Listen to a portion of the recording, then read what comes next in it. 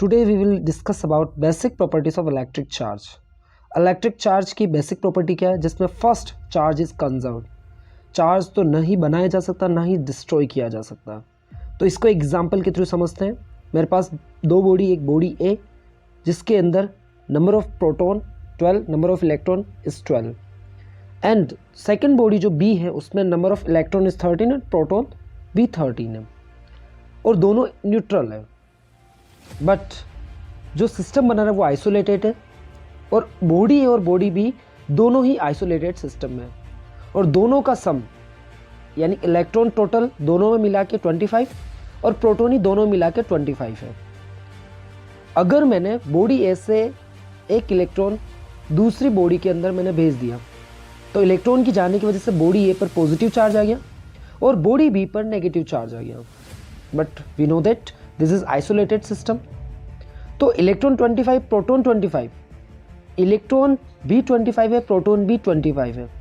आप बोलोगे sir body B में तो इलेक्ट्रॉन 14 हो गए, लेकिन ओवरऑल क्वांटाइजेशन कितना हो गया?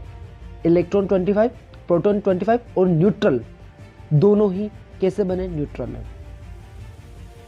इससे पता ये चलता है कि पॉजिटिव और नेगेटिव दोनों में अगर ऐड करेंगे तो भी न्यूट्रल आएगा, क्योंकि दोनों का सम क्या होता है? 0, और ये एल्जेब्रिक सम पे फॉलो करता है.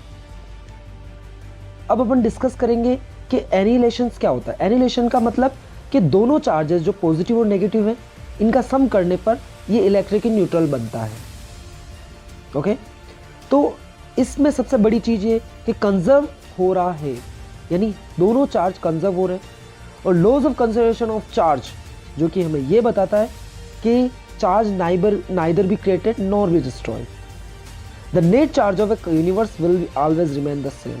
जो नेट चार्ज होगा वो हमेशा सेम रहेगा, कभी भी चेंज नहीं होगा.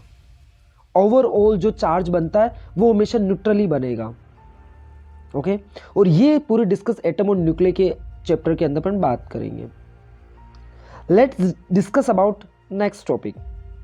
उस टॉपिक में हम ये देखते हैं जो कि दूसरी प्रॉपर्टी है, additivity of charges. Additivity of charges क्या होता है? यानी दो चार्जेस का एडिशन. मेरे पास चार्ज है Q1 जिस पे है +3 चार्ज, दूसरा है Q2 उस पे है -4 चार्ज. टोटल चार्ज कितना होगा? तो we know that is equal to -1. Just example, आप जानते हो जो मास होता है वो हमेशा पॉजिटिव होता है, लेकिन चार्ज जो होता है वो नेगेटिव होता है, और charge is always scalar quantity. ये हमने पिछले लेक्चर में पढ़ा है. अब तीसरा जो है property quantization of charges. Charge कैसे क्वांटाइज्ड होते हैं, यानी उसके अंदर कैसी प्रॉपर्टी होती है जिससे कि क्वांटाइजेशन के बारे में पूरी तरह से बता सकते हैं. तो आप सब जानते हो इलेक्ट्रॉन जो होता है उस पर हमेशा नेगेटिव चार्ज नेगेटिव होता है. बट ये नेगेटिव किस तरीके से बन रहा है या फिर इस पर क्वांटाइजेशन कैसे बन रहा है? हम जानते हैं Q = होता है NE. N यहाँ पे नंबर ऑफ इलेक्ट्रॉन्स, E यहाँ पे इलेक्ट्रॉन की वैल्यू. अब ये होता है क्वांटाइज्ड, हर बार इंटीग्रल प्रॉपर्टी में बढ़ता रहता है.